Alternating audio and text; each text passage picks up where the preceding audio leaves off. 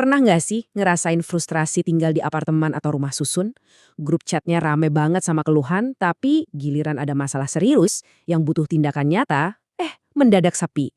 Nah, fenomena ini tuh nyata, ada namanya, dan dampaknya jauh lebih besar dari sekedar bikin kita gregetan. Yuk kita bedah bareng-bareng. Nah, ini dia pertanyaan intinya. Kenapa ya bisa ada jurang yang dalam banget antara omongan di dunia maya sama aksi di dunia nyata? Buat ngejawab itu, kita perlu kenalan dulu nih, siapa aja sih pemain di dalam cerita ini? Oke, kita mulai dari kelompok yang paling gede ya, yaitu mayoritas yang diem. Mereka ini yang suaranya paling kencang di grup WhatsApp, tapi seringnya jadi yang pertama kali menghilang pas dibutuhkan aksi beneran. Polanya tuh udah klasik banget, dan saya yakin banyak dari kalian yang relate. Grup chat itu isinya banjir keluhan, soal IPL lah, minta transparansi keuangan lah, komplain fasilitas rusak lah. Tapi, coba deh pas diadain rapat buat cari solusi. Apa yang terjadi? Ruangannya kosong. Akhirnya, yang kerja cuma orang-orang itu lagi, itu lagi. Nah, kelakuan kayak begini tuh ada istilahnya yang pas banget di kita. Omdo, alias omong doang. Ini nih, jantung dari semua masalah yang lagi kita bahas. Ngomongnya banyak, aksinya nol. Dengerin deh kutipan dari salah satu penghuni ini. Ngena banget. Pas ditanya soal partisipasi warga lain, dia jawabnya singkat, padat, tapi tajam. Yang jelas omdo dan kritik. Kebayangkan segimana frustrasinya orang-orang yang beneran mau berjuang bikin perubahan?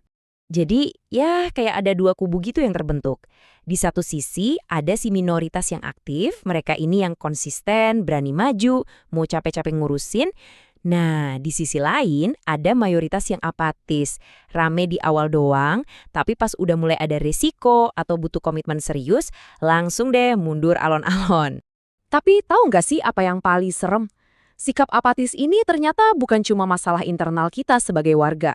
Ada pihak lain yang justru ngelihat ini sebagai sebuah celah, sebuah senjata rahasia buat mereka. Ini poin krusialnya. Bagi pengelola atau developer, warga yang nggak kompak itu, ya keuntungan, jelas. Kalau penghuninya pecah, gampang banget buat mereka mempertahankan kontrol, naikin biaya semaunya, dan lari dari tanggung jawab. Dan mereka tuh punya playbooknya loh, semacam panduan nggak tertulis gitu. Pertama, biarin aja konflik muncul. Kedua, tungguin aja. Diamkan masalahnya sampai warganya capek sendiri. Ketiga, nanti juga aktivis-aktivis yang paling getol itu bakal ngerasa sendirian, frustrasi, terus nyerah. Hasil akhirnya, status quo. Nggak ada yang berubah. Semua balik lagi kayak semula. Jadi, dari sini kita bisa lihat ya, ini tuh bukan sekedar masalah administrasi atau soal iuran doang. Ini jauh lebih dalam dari itu. Ini soal krisis mentalitas kita sebagai sebuah komunitas. Ada lagi nih kutipan yang nyelekit banget, sudah tua tapi seperti anak kecil. Ini benar-benar nunjuk ke akar masalahnya, kurangnya kedewasaan sosial. Maksudnya gimana? Ya itu sikapnya kayak anak kecil.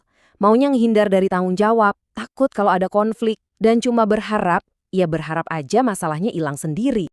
Terus, kedewasaan sosial yang dibutuhin tuh kayak gimana sih? Sebenarnya simpel kok. Ini tentang berani ambil tanggung jawab, jangan cuma ngelempar kritik, siap buat beda pendapat secara sehat, bukan malah saling serang personal, dan yang paling penting, ya konsisten, jangan cuma anget-anget di awal doang. Oke, sekarang mari kita bicara soal harganya. Harga dari sikap diam ini. Karena diam itu nggak gratis loh. Ini nih kebenaran yang sering kita lupain. Apatis atau diam itu bukan posisi netral, itu adalah sebuah pilihan.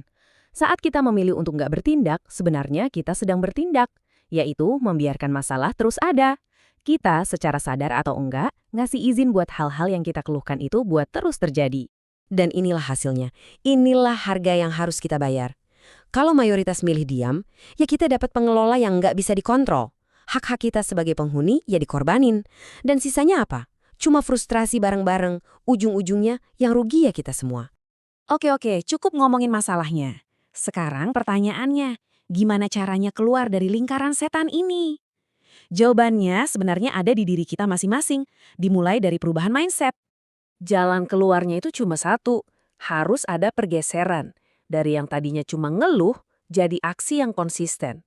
Kita harus sadar, kalau transparansi, pengelolaan yang adil, itu semua nggak bakal datang sendiri kayak hadiah. Itu harus diperjuangin bareng-bareng. Kita harus mulai ngeliat gedung ini bukan cuma tumpukan properti, tapi ini rumah kita, komunitas kita. Sebagai penutup, saya mau tinggalin satu pertanyaan buat kita renungin bareng-bareng. Dan ini nggak cuma berlaku di apartemen loh, tapi dimanapun. Pertanyaannya adalah, kalau kamu memilih diam, apa kamu siap menerima apapun hasilnya?